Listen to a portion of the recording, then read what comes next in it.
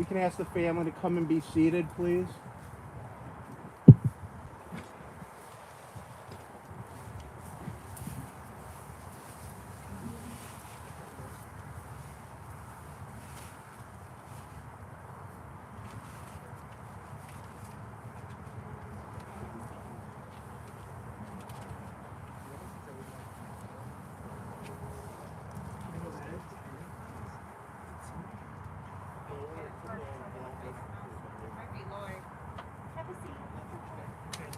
Lower, just like that. No. Ladies and gentlemen, our services are about to begin. If you have a cell phone, may I ask if you put it into silent mode, please? Officiating our services today is Rabbi Shimi Suskind.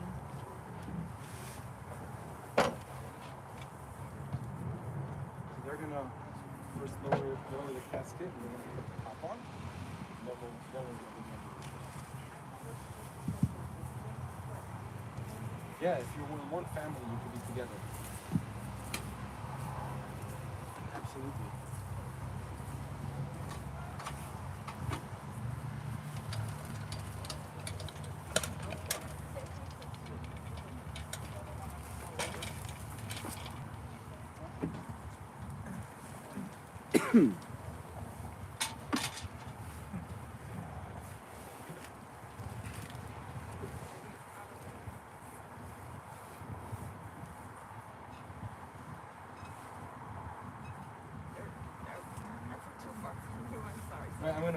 I'll pull it over here. Is that okay if I move Sure, it? Rabbi, go ahead, wherever you want. I think we're good with that. And the microphone is attached.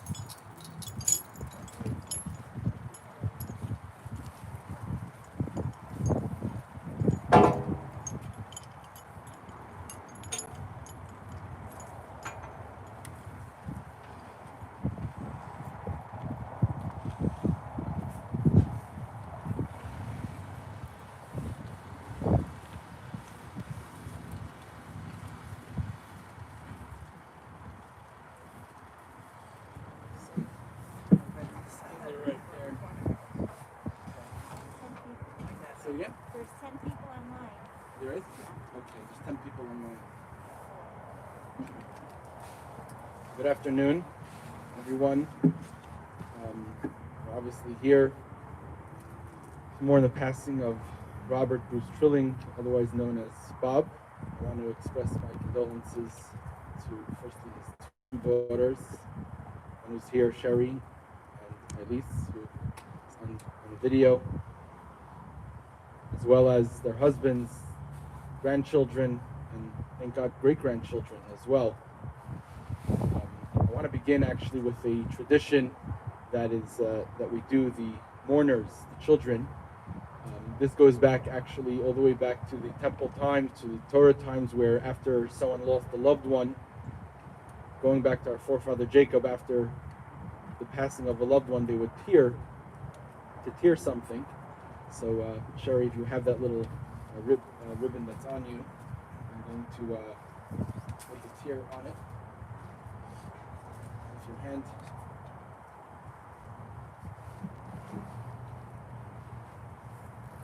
Perfect. I will recite a blessing if you could just repeat after me. Baruch Atah Adonai Eloheinu Melech Ha'olam Dayan Ha'ames, which literally means that we believe that ultimately God is the true judge, and everything that happens is ultimately by His master plan. The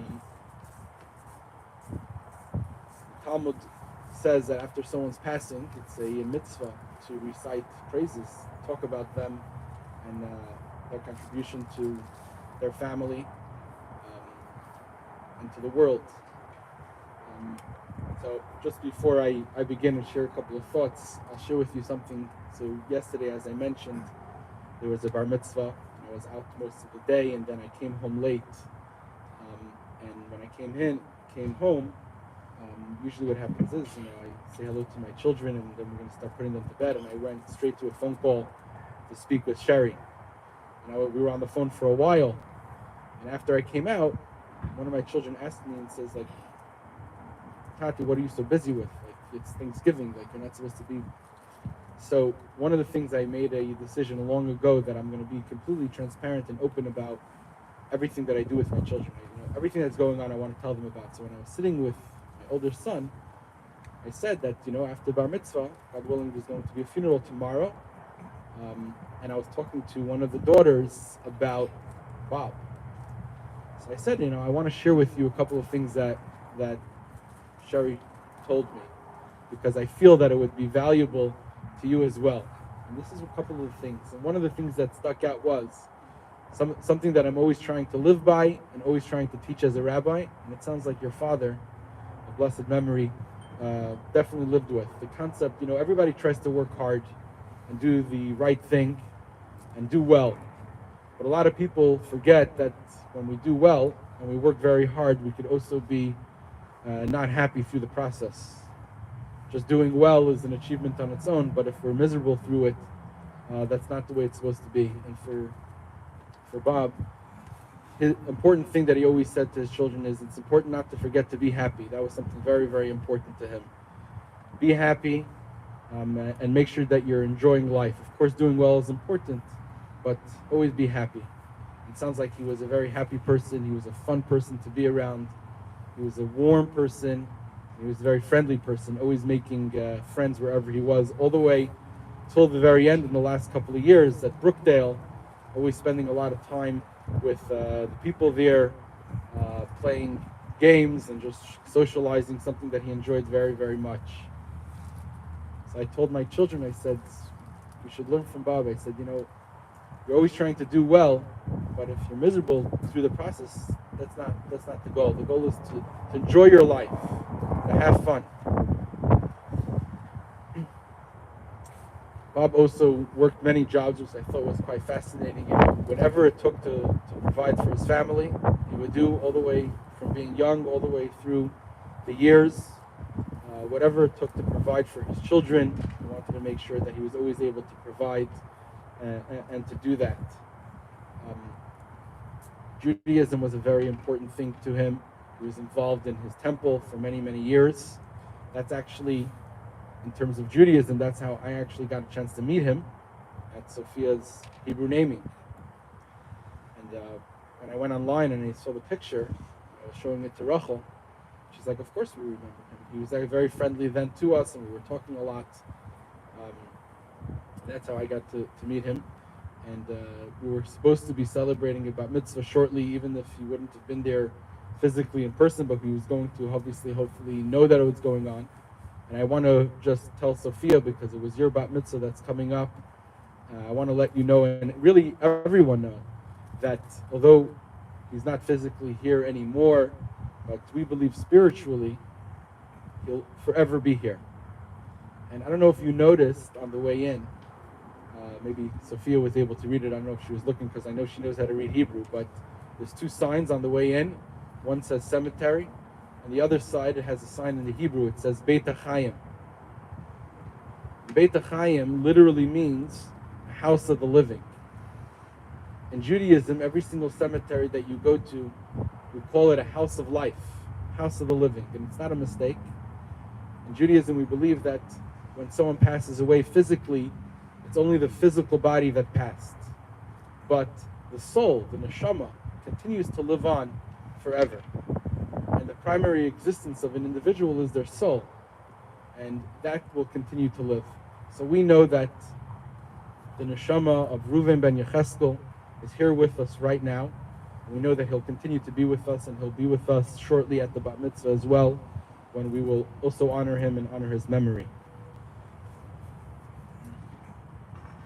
There's obviously a custom, and in Judaism we're very into it, that after someone passes away, we light what's called a yahrzeit candle.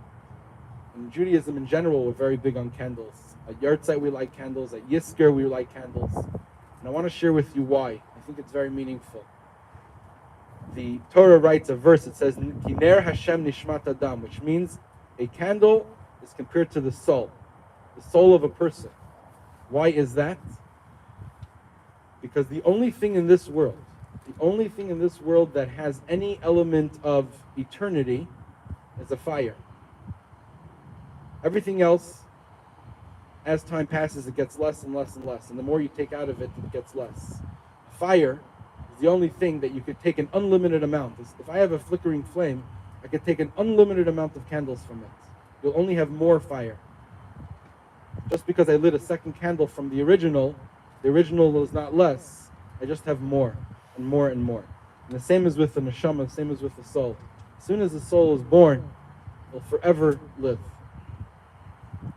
And the same is with your father, your grandfather, and all those who love them should know that we call it a Beit HaChaim because forever living. And before we continue, we obviously have some more thoughts and more memories. I want to know if maybe you could come up and share just a short few thoughts. Maybe Marty also a short few thoughts, and then we'll continue. Okay, Marty said he wanted to share it.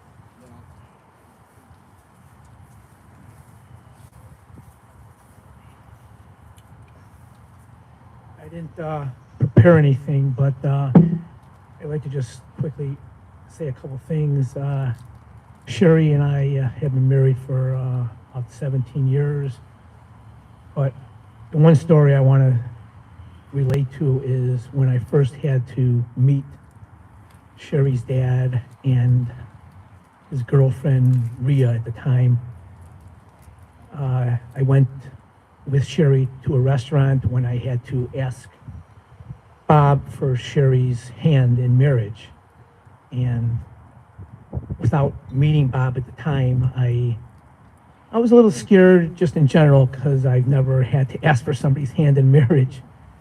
And when I first arrived, I saw this 6'2" or 6'3" guy, and boy, that really had me starting to tremble. But that night went fairly well, I believe.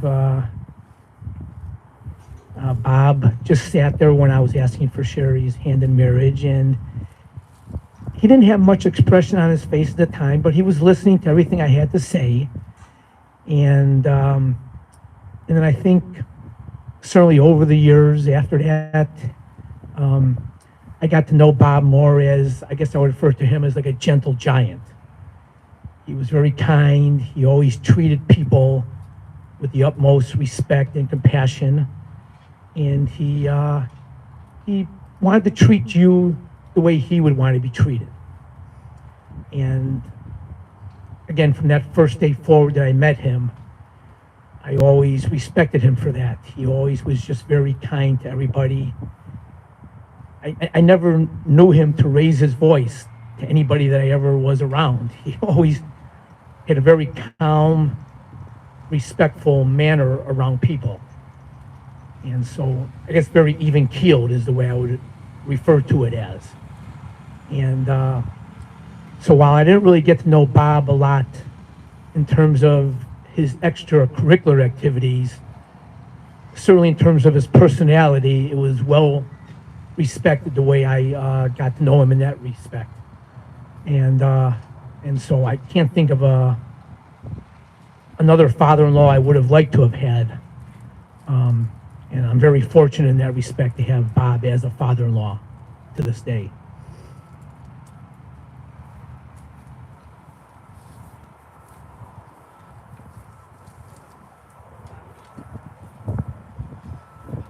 Thank you.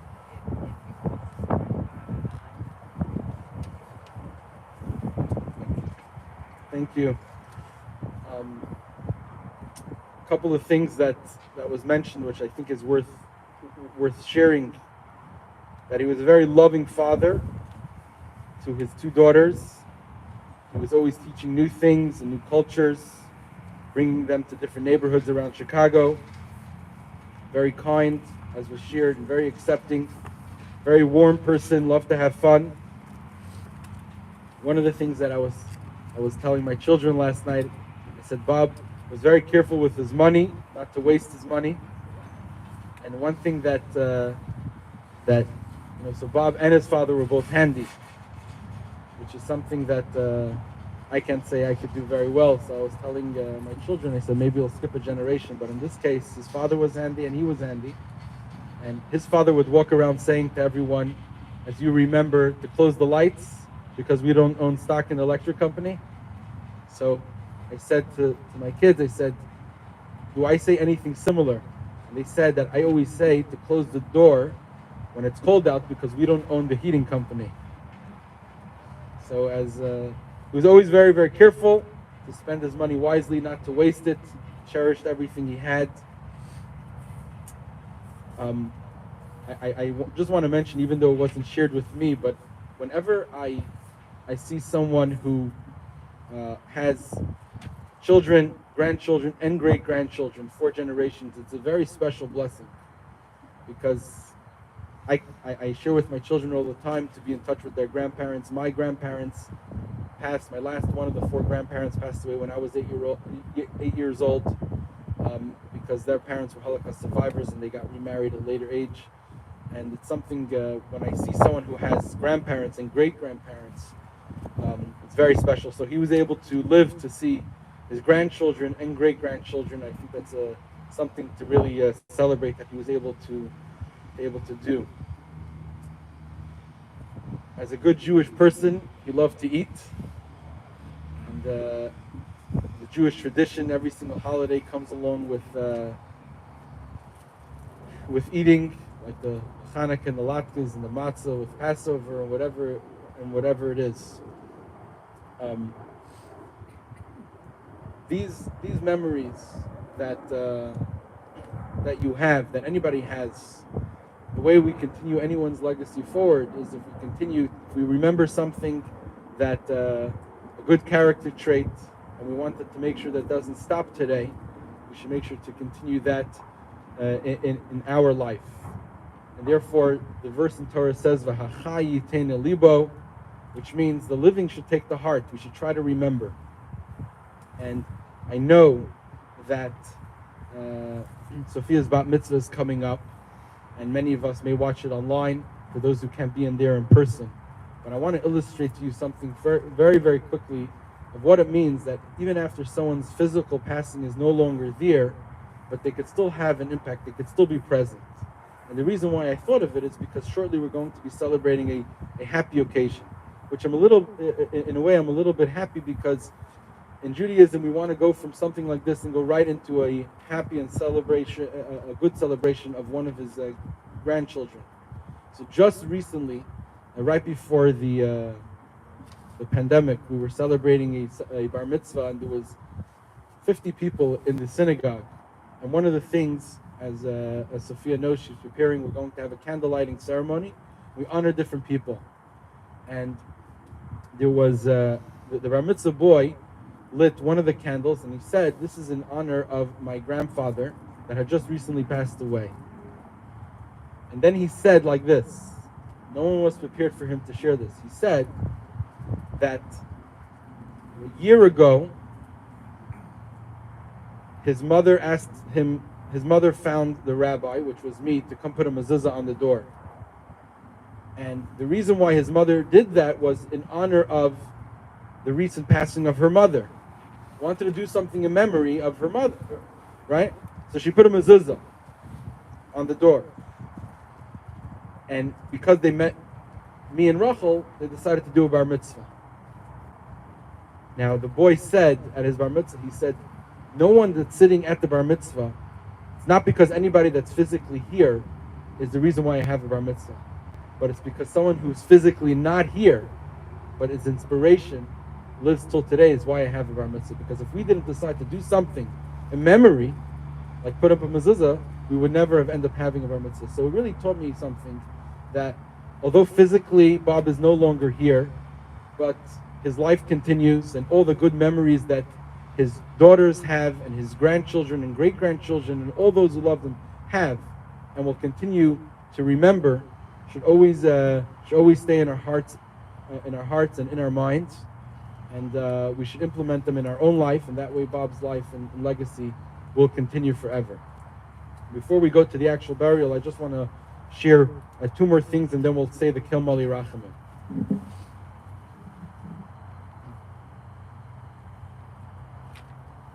Bob's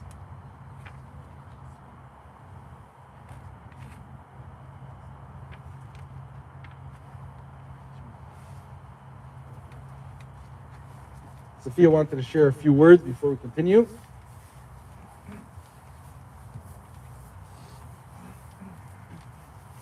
I don't really have a specific story to share, but whenever I visited him, he always seemed to be smiling.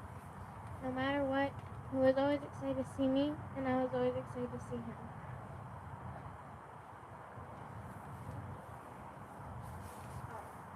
Rabbi mentioned a lot of the different things, but my dad loved to eat, and he loved ice cream. And right now, the thing that's sticking in my mind is, even we would go out, and he would always have a scoop of vanilla ice cream, chocolate sauce on top, and even at Brookdale, when we would visit him pre-COVID days, he would always have the ice cream after we had a nice meal.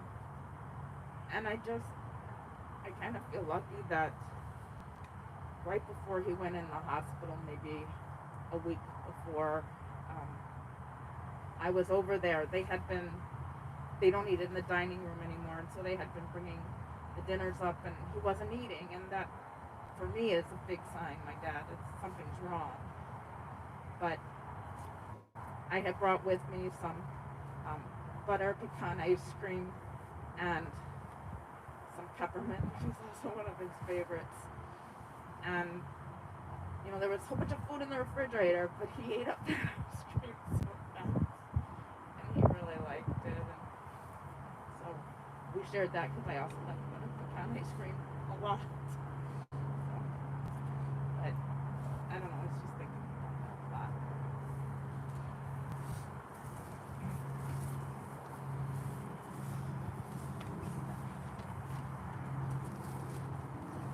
Thank you for sharing.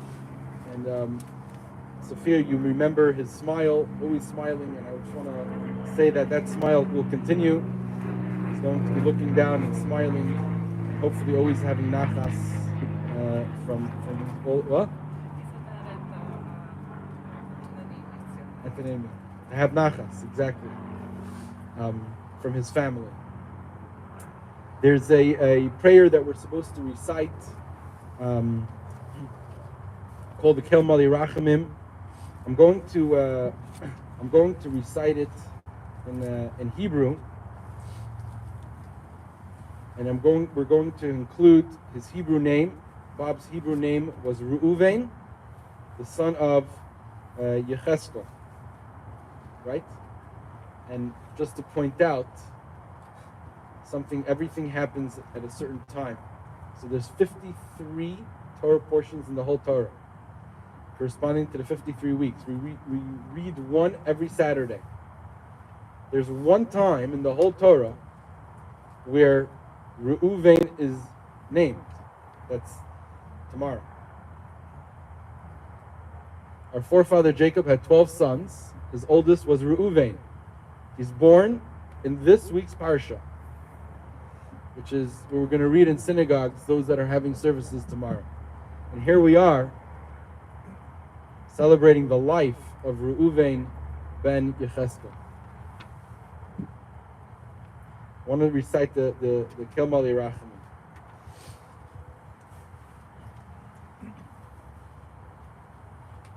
I'm going to recite it in the Hebrew, and then we could say it together in the English, which is on your page.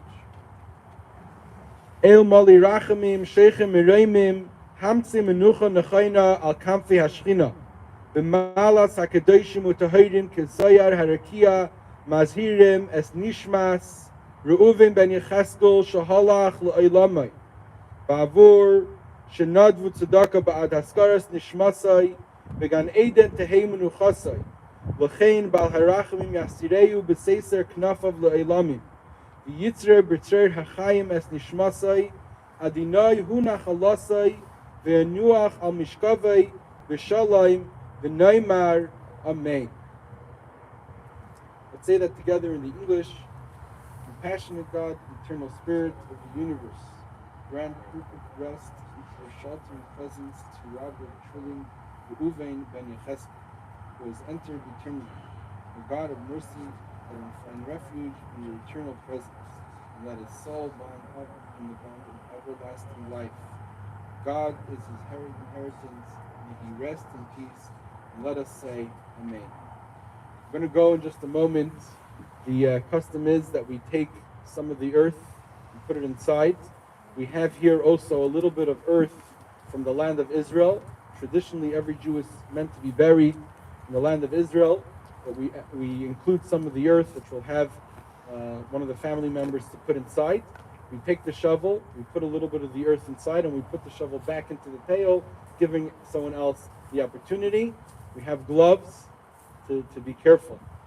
It says that during the burial, before the funeral is over, we're supposed to be asking what's called mechila. We ask forgiveness, that if we ever said something or did anything wrong, we know that where Bob is right now is in the world of truth, in the world of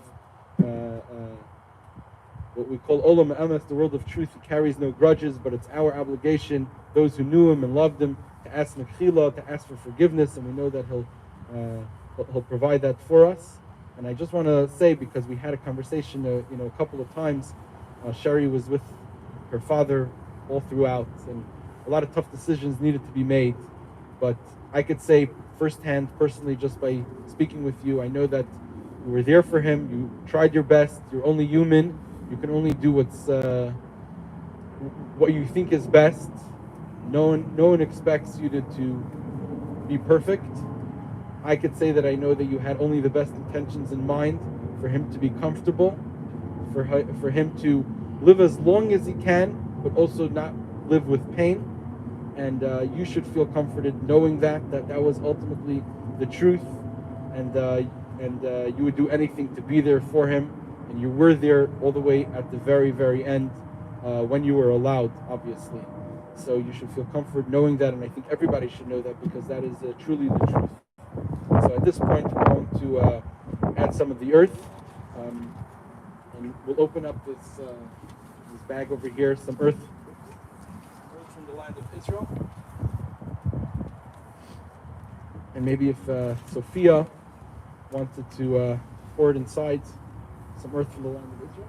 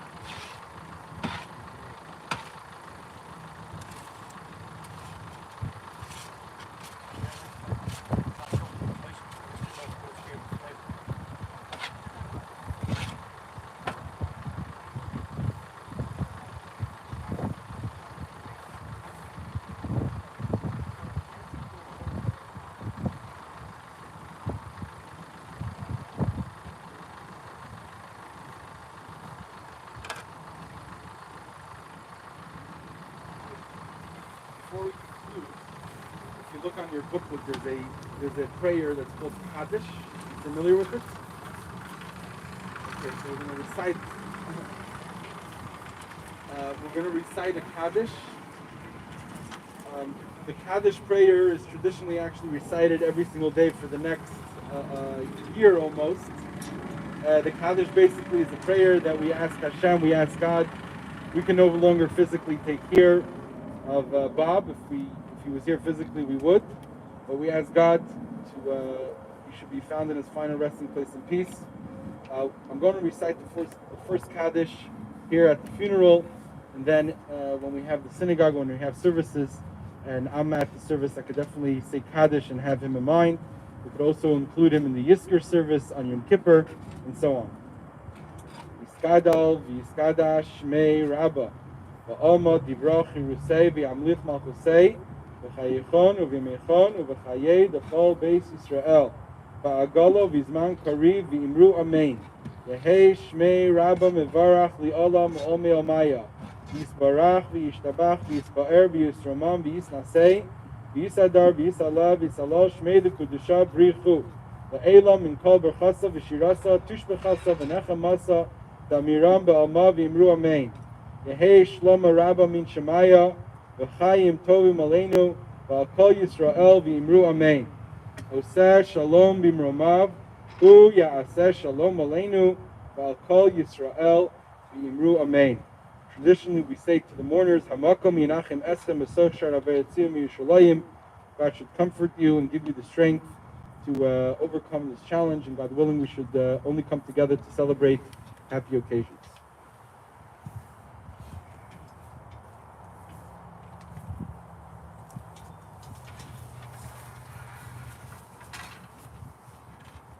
Ladies and gentlemen, our service is here complete. We thank everyone for coming online and supporting the family. Thank you, everyone, for being here.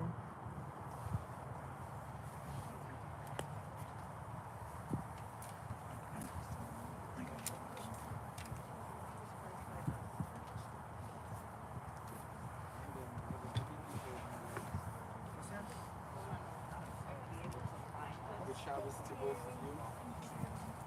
Well, that's probably a map they can give you next time you come back. Well, what actually happens is the next time you